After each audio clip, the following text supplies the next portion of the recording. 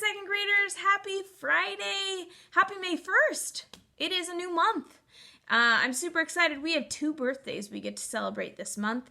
Our first birthday is Lucas's birthday on May 22nd. That will be exciting to celebrate. And then our second birthday is just 2 days later. Brody's birthday is on May 24th. So those will be exciting birthdays that we will get to celebrate this month. Let's look at Penelope Peabody. She's been lost. I'm going to read the clue to you guys again. I saw a sign a while back that said, "Welcome to the Beehive State." I think Beautiful Park State would be a better nickname because I've seen so many gorgeous parks. Arches National Park, Zion National Park, and Bryce Canyon. I think I'll go for a swim in the Great Salt Lake before I leave tomorrow. I'm not sure what state I'm in, but I love it here. I am lost in the United States, in the western United States. What state am I in? All right, Penelope is lost, and these people knew where she was. Cadence, Lucas, Emerson, Adelaide, Bennett, Weston, Marley, and I told you guys earlier, my mom's following along. She got it correct too. All those people got it correct. Penelope is lost in Utah. Utah is the state she's lost in, and in the clue it also said she was in the western United States. So Utah's right here. I colored it in red so you could see it. This is part of the western United States. We're over here, so this is the closest state that she's visited so far to where we live. Most of the states she's visited have been more in the mid section of the United States or on the eastern side. So, she was lost in Utah. Let's find out where she is now. This is clue number 14. I know I'm in one of the New England states, but I'm not sure which one. This state is huge, and it's nearly as large as the other 5 New England states combined. I'm somewhere near the capital city, Augusta. This state is known for its thick forests and beautiful rocky seashore. There are many excellent seafood restaurants that serve lobster fresh from the Atlantic Ocean. I'm lost. Can you help me? What state am I in? So there are a lot of clues here you can look up. Probably the easiest one is to look up which state has the capital city of Augusta. But this state is known for its seafood, specifically lobster, and it is right on the Atlantic Ocean. So that's your clue. Get me your answers and see if we can figure out where Penelope is, and I will tell you the answer on Tuesday. All right, so I told you guys earlier that on May 4th, which is next Monday, the One and Only Bob comes out. Remember, that is the sequel for the One and Only Ivan.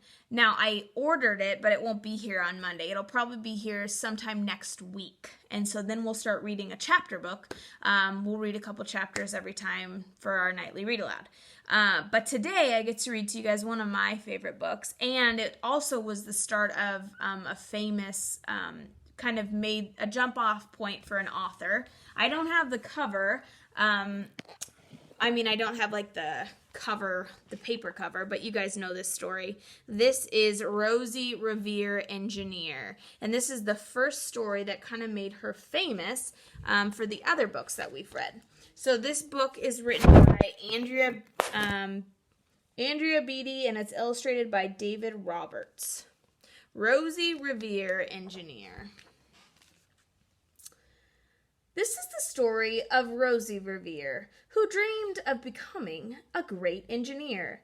In Lila Greer's classroom at Blue River Creek, young Rosie sat shyly, not daring to speak. But when no one saw her, she peeked in the trash for treasures to add to her engineer's stash. And late at night, Rosie rolled up her sleeves and built in her hideaway up under the eaves.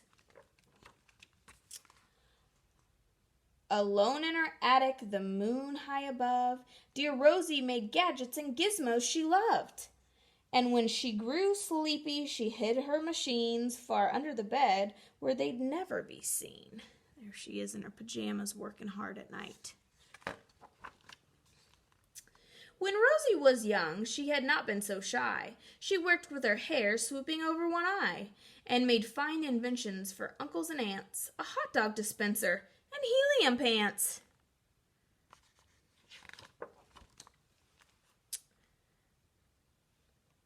The uncle she loved most was a zookeeper, Fred. She made him a hat to keep snakes off his head. From parts of a fan and some cheddar cheese spray, which everyone knows keeps the pythons away. There's her invention, and look, it's working. There goes the python.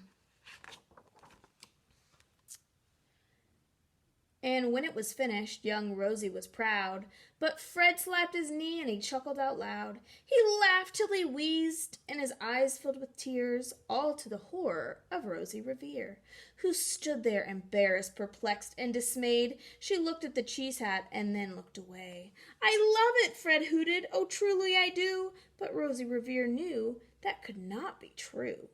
She stuck the cheese hat on the back of her shelf, and after that day she kept her dreams to herself.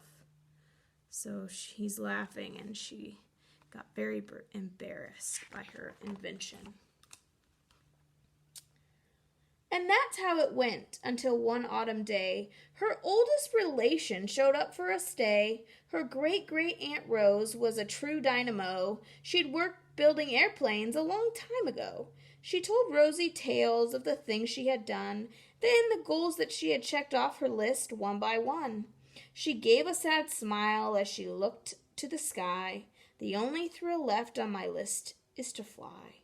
But time never lingers as long as it seems. I'll chalk that one up to an old lady's dreams." So there's her favorite Aunt Rose, and you can see she was working on an airplane. That night, as Rosie lay wide-eyed in bed, a daring idea crept into her head. Could she build a gizmo to help her aunt fly?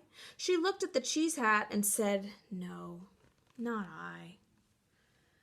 But questions are tricky and some hold on tight, and this one kept Rosie awake through the night. So when dawn approached and red streaks lit the sky, young Rosie knew just how to make her aunt fly.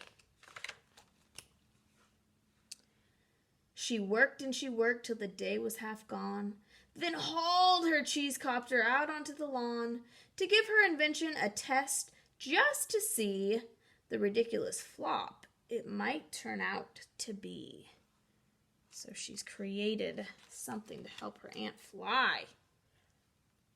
Strapped into the cockpit, she flipped on the switch. The Hello Cheese copter sputtered and twitched. It floated a moment and whirled round and round, then froze for a heartbeat and crashed to the ground. Then Rosie heard laughter and turned around to see the old woman laughing and slapping her knee. She laughed till she wheezed and her eyes filled with tears, all to the horror of Rosie Revere, who thought, "Oh, no, never, not ever again will I try to build something to sputter or spin, or build with a lever, a switch, or a gear, and never will I become a great engineer." She turned round to leave, but then Great-Great-Aunt Rose grabbed hold of young Rosie and pulled her in close and hugged her and kissed her and started to cry. "You did it! Hooray! It's the perfect first try. This great flop is over. It's time for the next." Young Rosie was baffled, embarrassed, perplexed. "I failed," said dear Rosie. "It's just made of trash. Didn't you see it? The cheese copter crashed." "Yes," said her great aunt, "it crashed, that is true. But first it did just what it needed to do. Before it crashed, Rosie, before that, it flew." "Your brilliant first flop was a raging success. Come on, let's get busy and on to the next."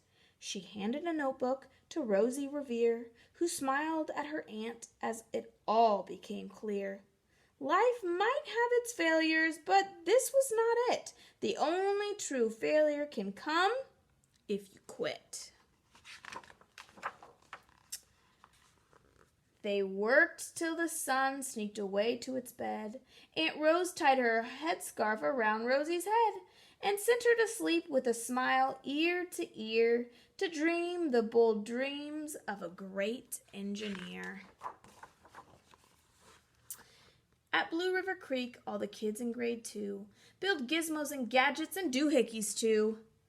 With each perfect failure, they all stand and cheer, but none quite as proudly as Rosie Revere. The end.